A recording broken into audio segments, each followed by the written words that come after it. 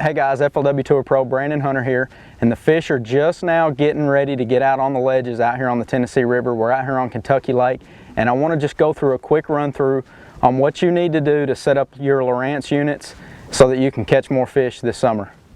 Okay, so you see a lot of guys that run the dual units. Dual units are not necessarily a must-have. It makes things nice, and I'm going to show you real quick what your advantages and disadvantages and that kind of stuff is as far as what you've got on one screen versus the other.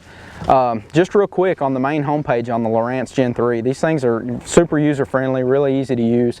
You can make your own page. They actually come preset with some of the pages that you can use as well, but we're going to create a new page here, and one thing I like to do on my left hand unit is we'll drag chart right there, and we'll put sonar over here on the right hand side, and you click save, and then it pops up, and then you can customize that unit however you want to. You can make the panels bigger or smaller. You can put all your data overlay, your GPS speed, your depth, your water temperature, that sort of thing on this unit here. And if you've only got one unit, the nice thing about these is all you got to do is create a new one, chart here, sonar here, structure, and structure. Real simple, hit save, and then you've got everything that you need. If you've got one single unit here, then you've got everything you need. Your chart, sonar, down imaging, and side imaging, all right here. Okay, so let's talk real quick about your chart setup. Usually when you turn these things on out of the box, your chart is pretty much ready to go. One thing that I like to do, especially with the 0.1 antenna, they actually recommend under chart options that your orientation is heading up. That's because the 0.1 antenna actually has a heading sensor, a compass inside it. So a lot of guys like to run the north up. That keeps your map facing north all the time. I personally run the heading up. And pretty much that's the only thing that you have to change depending on what you like. One thing that I will talk about real quick, take advantage of your trails. Hit pages, trails, new, start a new trail each day you're going out. The reason I say that, let's say in an FLW Tour event, I've got a 3-day practice. First day is a black trail, second day is a red trail, third day is a blue trail. And that way I know, okay, Sunday was a black trail, this is when I found this school. Not only does it help you, in practice, but what it'll also do is when you're out there doing your figure eights, or you're scanning down a river ledge, going straight down the ledge, you can always turn around and go back down that same trail.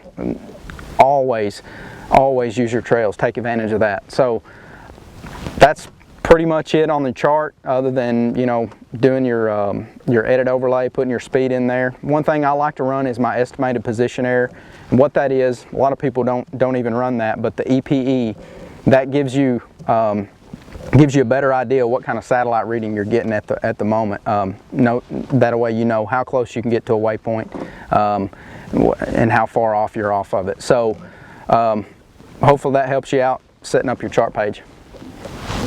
Okay, setting up your main sonar page. Everything from Lowrance default is pretty dang close. You don't have to do anything to it. Everything's going to come in auto. I do change my sensitivity. I like to adjust it somewhere between 68 and 72% is always pretty close. That's where you're getting your better reading. Sonar's pretty simple. Color line 76%, run a 200 frequency all the time. One thing to keep in mind, anytime you're reading down imaging or 2D sonar, run your range in auto. On over to the down scan, it's pretty much the same thing. Down scan, your contrast is anywhere from 65% to 72%. Couple different palette colors that you can use. Palettes are nothing more than a personal preference. There's a lot of different color palettes that Lowrance gives you. You've got a blue here. Here's the original number 6 is the brown that we always had. A lot of people got used to that, and that's what they still run. I find number 3 to be it really makes those dots that we're looking for really crisp and clean. And really the same thing on side imaging. It's pretty simple. One thing on side imaging, you do not run auto range. Run your range at 3 times the depth. So if you're averaging running in 20 feet, set it at about 60, and that's going to give you your best bottom coverage, your best picture as far as reading your side scan and seeing outside to side. Pretty simple. Hope these tips help you this summer out on the ledges and helps you catch more fish. you.